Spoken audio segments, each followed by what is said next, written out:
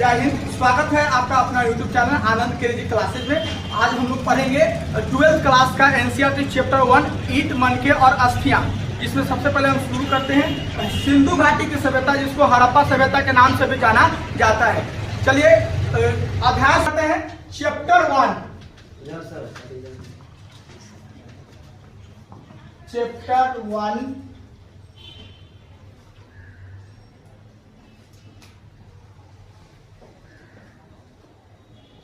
ईंटें, इंग्लिश में लिख देते हैं हम, ब्रिक्स, मनके,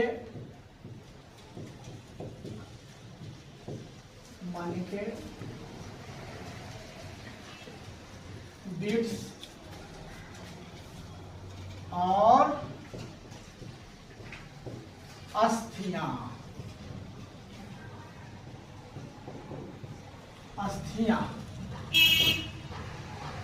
बोन्स,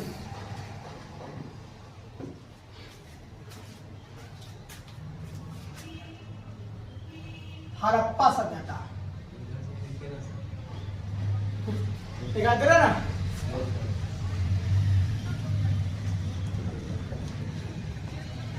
हड़प्पा सभ्यता लिखेंगे।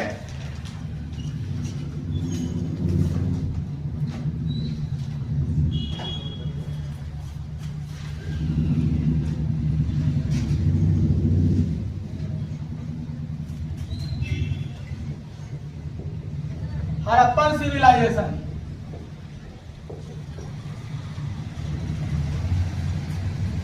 हड़प्पा क्या हुआ जानता है?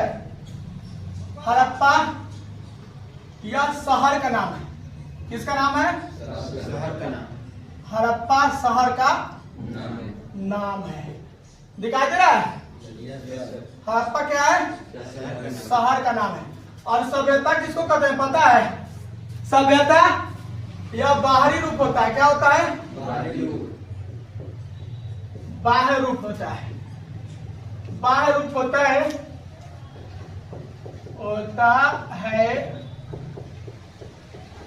जिसमें ज्ञान विज्ञान क्या रहता है?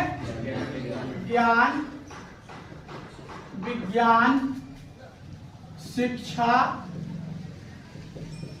साहित्य, जिसमें ज्ञान विज्ञान शिक्षा साहित्य इत्यादि शामिल रहता है, वही क्या होता है? सभ्यता होता है। जैसे आप एक शब्द सुने होंगे, सभ्य शब्द, सभ्य असभ्य। आपने सुना होगा किसी व्यक्ति के मुंह से कि आप बहुत सारे अच्छे आदमी होते हैं, खराब आदमी होते हैं, यानी सब लोग होते हैं, असभ्य लोग भी होते हैं। तो सभ्यता देखिए शब्द से बना है। किससे बना हुआ है? शब्द के बाद आज ता जोड़ दीजिए तो सभ्यता हो गया। शब्द का मतलब क्या है? भद्र से, अच्छाई से है। कैसे? अब देखिए ये बाहरी रूप है, इसमें शब्द का मतलब अच्छाई से लगाया जाता है, ज्ञान विज्ञान से लगाया जाता है, पढ़ा लिखा से लगाया जाता है। किसी भी व्यक्ति को आप ऊपर से देखने से ही उसको पता चल जाता है कि यह व्यक्ति सभ्य है या असभ्य है, यह व्यक्ति इंसान है या शैतान है। बात समझ में आ रहा है ना? इसी को हम लोग क्या कहते हैं? सभ्यता कहते हैं। तो एक सभ्यता में क्या आता है? ज्ञान विज्ञान शिक्षा साहित्य कला, ये सब सभ्यता में आता है। थोड़ा एक चीज और आपको हम समझा दे रहा हूं, सभ्यता और संस्कृति में अंतर। क्या समझा दे रहा हूं? सभ्यता और संस्कृति में अंतर। सभ्यता और संस्कृति यहां से दिखाई दे रहा है ना सब? सभ्यता संस्कृति में अंतर क्या होता है? तो यह जो होता है बाह्य रूप होता है। क्या होता है? बाह्य रूप होता है। और यह क्या होता है? आंतरिक रूप होता है। कैसा रूप होता है? आंतरिक रूप होता है। इसमें क्या आता है? ज्ञान विज्ञान, शिक्षा साहित्य, और इसमें क्या आता है? भाषा। क्या आता है? धर्म। क्या आता है? धर्म, वेशभूषा, भाषा है, धर्म है, वेशभूषा, रहन सहन, परंपरा, मूल्य, ये सब संस्कृति में आते हैं। तो सभ्यता और संस्कृति में आप अंतर समझ गए होंगे क्या होता है। आगे आइए देखते हैं इसके बारे में।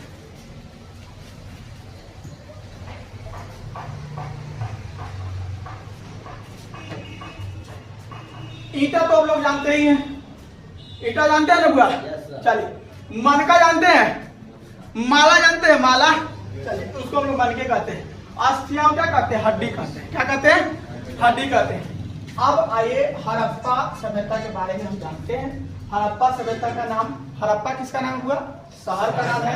सभ्यता क्या होता है? बाहरी रूप होता है जिसमें ज्ञान, विज्ञान, शिक्षा, साहित्य शामिल होता है। आइए हड़प्पा सभ्यता के अन्य नाम को जानते हैं। किसको जानेंगे? हड़प्पा सभ्यता के अन्य नाम लिखे तो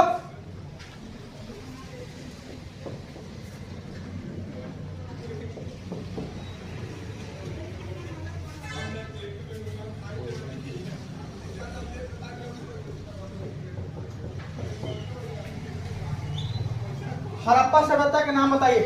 जानते हैं आप लोग? सिंधु घाटी की सभ्यता, वेरी गुड। इसका नाम क्या हुआ? सिंधु घाटी की सभ्यता। सिंधु घाटी की सभ्यता। और नाम क्या है बताइए? इसका नाम है सिंधु सरस्वती की सभ्यता। क्या नाम है?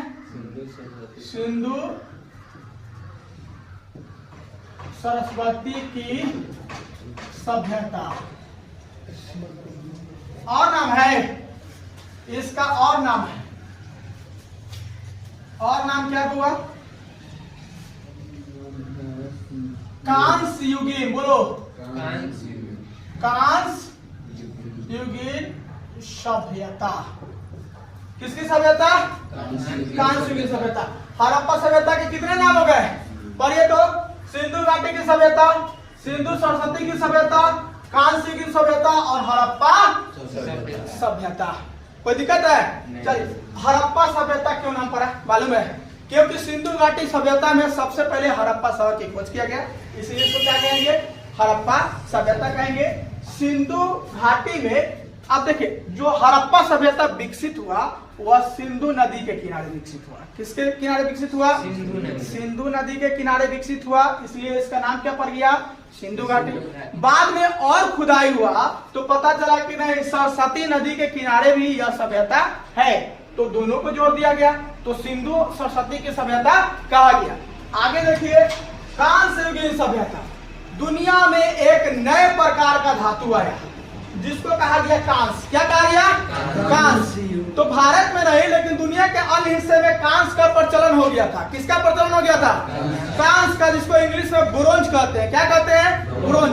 भारत में जो मानव जाति के लोग आए, धातु का जब प्रयोग करना शुरू किया, सबसे पहले तांबा के किया, तो उसमें तांबा में कुछ मिला दिया।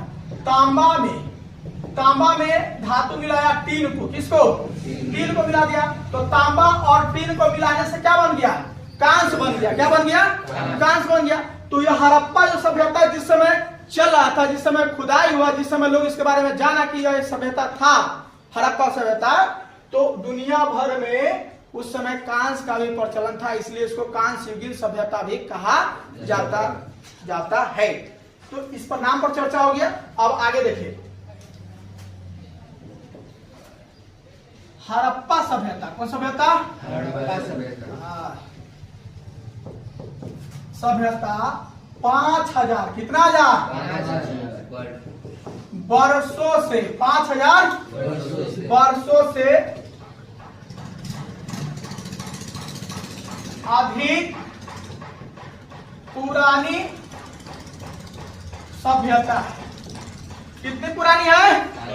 5000 से अधिक। लेकिन ध्यान रखना है,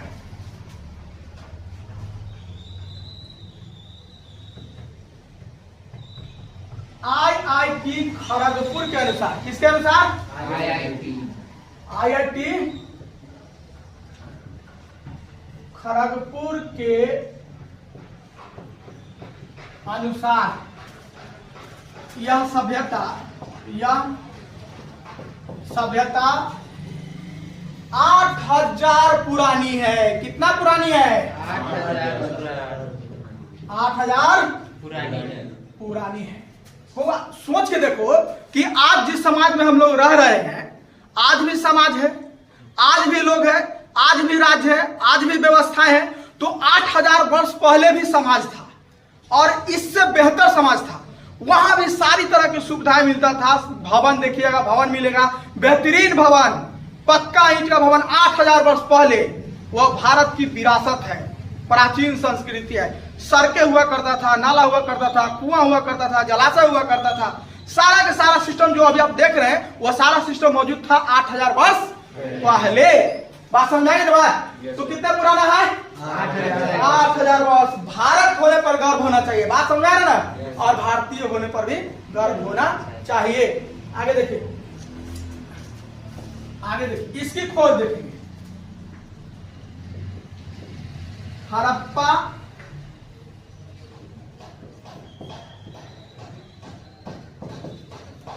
सभ्यता में सर्वप्रथम, हड़प्पा सभ्यता में सर्वप्रथम हड़प्पा शहर की खोज। किसकी खोज? 1921 में, 1921 में। कितना में? 1921 में दयाराम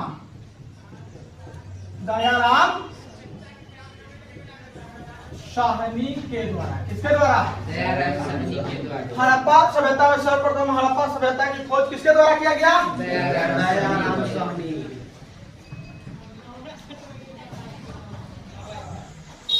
कोई दिक्कत है?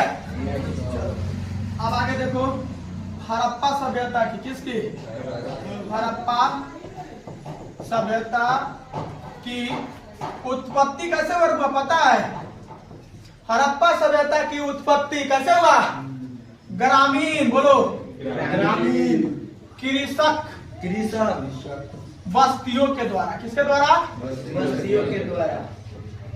बस्तियों के द्वारा। अच्छा सुनो, कोई अचानक शहर बन जाता है क्या? नहीं ना बनता है। पहले तो वो गांव ही रहता है, गांव होता है, लोग कृषि करते हैं, पशुपालन का काम करते हैं और जो उससे अधिशेष उत्पादन होता है उसको बेचते हैं। बेचने के बाद पैसा आता है, तो पैसा आया तो भवन बन गया, बिल्डिंग बन गया और धीरे धीरे शहर का विकास होने लगता है। तो गांव से ही शहर का विकास होता है। बात समझ आ रहा है ना? इसीलिए कहा जाता है कि हड़प्पा सभ्यता की जो उत्पत्ति हुई है वो ग्रामीण कृषक बस्तियों के द्वारा ही किया गया है। ग्रामीण कृषक बस्तियों के द्वारा किया गया। किससे किया गया? ग्रामीण बस्तियों के द्वारा।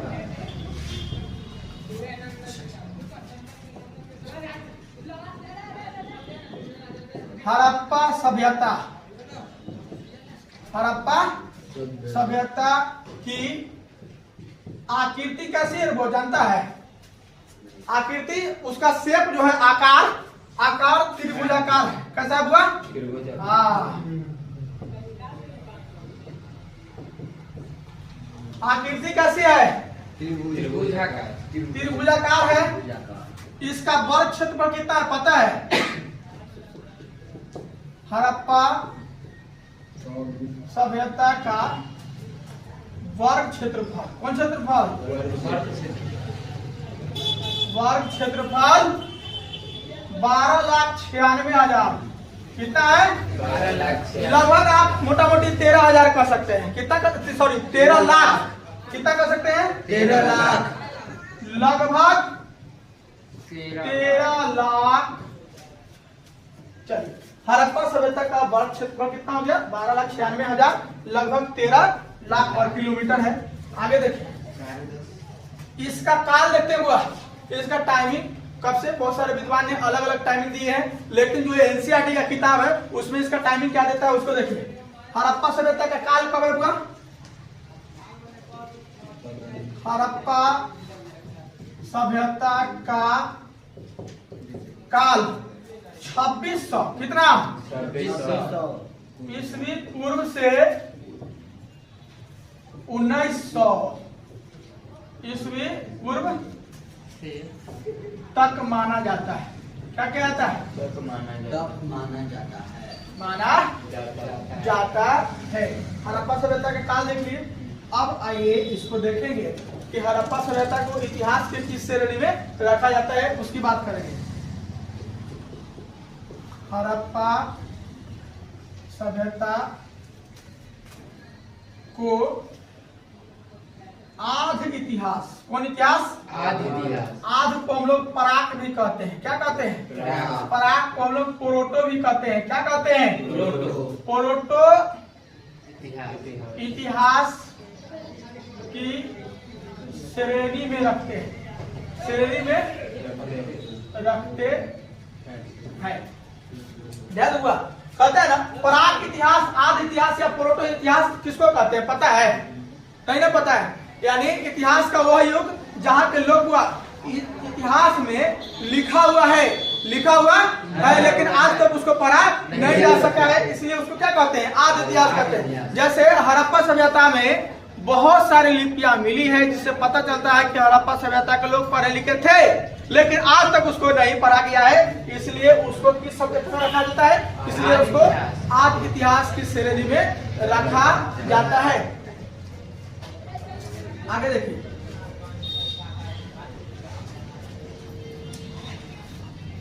अभी पता है कि हड़प्पा सभ्यता है कहाँ?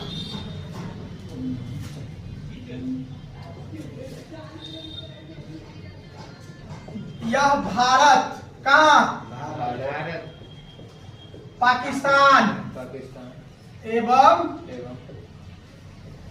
अफगानिस्तान में। कहाँ? अफगानिस्तान में अवस्थित था। कहाँ अवस्थित था? भारत, पाकिस्तान और अफगानिस्तान में अवस्थित था। आगे देखिए, इसके प्रमुख केंद्र को जानिए। किसको जानेंगे? प्रमुख केंद्र। इसके प्रमुख केंद्र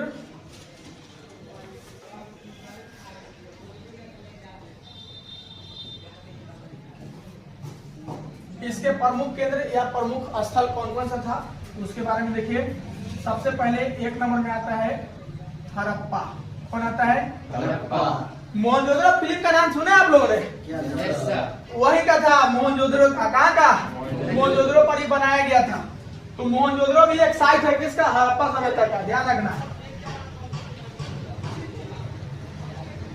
मोहनजोदड़ो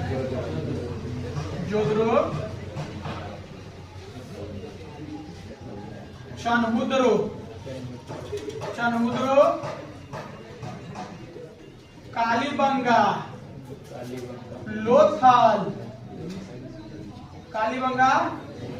लोथल धौलावीरा। बोलिए धौलावीरा बनावली। बना नंबर दे दीजिएगा इस समय। 3 नंबर, 4 नंबर, 5 नंबर, 6 नंबर और ये 7 नंबर। तो 7 केंद्र जो था वह महत्वपूर्ण था। ठीक है, आगे देखिए।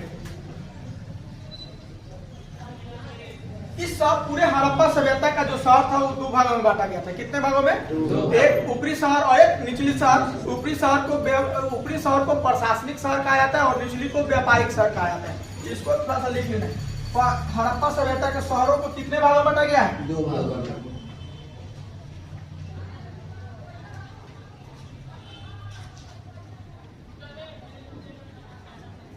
हड़प्पा सभ्यता के शहरों को कितने भाग में? 2 भाग में क्या किया गया है? बांटा गया है। एक क्या है? ऊपरी शहर। कौन शहर? ऊपरी शहर। ऊपरी शहर। और दूसरा क्या है? निचली शहर। ऊपरी और निचली। ध्यान देंगे बुआ, जो ऊपरी शहर था वह छोटा था, उसको प्रशासनिक शहर भी कहा जाता है, और जो निचली शहर था वह बड़ा था। निचली शहर क्या था? बड़ा था, उसको व्यापारिक शहर कहा जाता है। इसको समझ गए? अब आइए इसका हम विस्तार को देखेंगे। क्या देखेंगे? हड़प्पा सभ्यता के विस्तार। विस्तार लिखने के लिए जगह तो ही नहीं। विस्तार चलिए विस्तार को हम समझा देते हैं, आप लोग लिख लीजिएगा, ठीक है। हड़प्पा सभ्यता के विस्तार को देखेंगे, पूरब पश्चिम उत्तर दक्षिण कहाँ तक इसका फैलाव था, ठीक है। सबसे पहले शुरू करते हैं पूरब से। आप हड़प्पा सभ्यता को ठीक से अगर देखिएगा तो पूरब में उत्तर प्रदेश के आलमगीरपुर तक फैला हुआ था। कहाँ तक फैला हुआ था? उत्तर प्रदेश के आलमगीरपुर तक फैला हुआ था। अगर आप पश्चिम में जाइएगा तो जो पाकिस्तान है, पाकिस्तान में एक प्रांत है बलूचिस्तान, बलूचिस्तान तक फैला हुआ था। उत्तर में जाइएगा तो कश्मीर में एक मांडा है, मांडा तक फैला हुआ था। और जो दक्षिण है, दक्षिण में महाराष्ट्र के दहमाबाद तक फैला हुआ था। इसकी यानी सीमा को हम लोग देख लिए। इसका विस्तार सीमा आपसे परीक्षा में पूछेगा कि आप इसके हड़प्पा सभ्यता को विस्तार बताइए या फिर इसका सीमा बताइए, तो आपको बताना है कि पूरा में कहाँ तक था? उत्तर प्रदेश के आलमगीरपुर तक, पश्चिम में बलूचिस्तान तक और उत्तर में कश्मीर के मांडा तक और दक्षिण में महाराष्ट्र के दायमाबाद तक यह फैला हुआ था। चलिए एक बार फिर से देखेंगे यहाँ बोर्ड पर कि पहला चैप्टर है 12th क्लास हिस्ट्री में, ईंटे, मनके और अस्थियां, हड़प्पा सभ्यता, हड़प्पन सिविलाइजेशन। शहर का नाम हड़प्पा क्या है? शहर का नाम है। सभ्यता का मतलब होता है बाह्य रूप। क्या होता है? बाह्य रूप, जिसमें ज्ञान, विज्ञान, शिक्षा, साहित्य शामिल होता है। सभ्यता के नाम देखिए, हड़प्पा सभ्यता के नाम क्या क्या है? सिंधु घाटी की सभ्यता, सिंधु सरस्वती की सभ्यता, कांस्ययुगीन सभ्यता जिसमें तांबा और टीन मिला करके बनाया जाता था। हड़प्पा सभ्यता कितनी पुरानी है? 5000, लेकिन IIT खड़गपुर कहता है कि नहीं भाई ये तो 8000 पुरानी सभ्यता है। हड़प्पा सभ्यता में सर्वप्रथम हड़प्पा शहर की खोज 1921 में दयाराम साहनी के द्वारा किया गया। हड़प्पा सभ्यता की उत्पत्ति ग्रामीण कृषक बस्ती के द्वारा किया गया। हड़प्पा सभ्यता की आकृति कैसी है? त्रिभुजाकार है। हड़प्पा सभ्यता का वर्ग क्षेत्र कितना है? 12,96,000, लगभग 13 लाख है। हड़प्पा सभ्यता का काल कब माना जाता है? 2600 ईस्वी पूर्व से लेकर 2600 से 1900 ईस्वी पूर्व तक माना जाता है। हड़प्पा सभ्यता को किस श्रेणी में रखा जाता है? तो आदि इतिहास की श्रेणी में रखा जाता है। यह हड़प्पा सभ्यता अवस्थित कहाँ है? ये भारत, पाकिस्तान, अफगानिस्तान में अवस्थित था। हड़प्पा सभ्यता के प्रमुख केंद्र कौन कौन से हैं? ये हो गया इसका परिचय। आप देख रहे हैं हड़प्पा सभ्यता के केंद्र हड़प्पा, मोहनजोदड़ो, चोरहउदड़ो, कालीबंगा, लोथल, धौलावीरा, बनावली। तो जो 7 प्रमुख केंद्र है ये इसके प्रमुख केंद्र थे। ऐसे तो 2000 से ऊपर इसका जगह खुदाई अभी तक हो गया है। आगे देखिए, हड़प्पा सभ्यता में शहरों को 2 भागों में आता है। निचली शहर जो प्रशासनिक शहर था और निचली शहर जो व्यापारिक था और ऊपरी जो प्रशासनिक शहर था। चलिए तो हम मिलते हैं अगले वीडियो में। थैंक यू, धन्यवाद।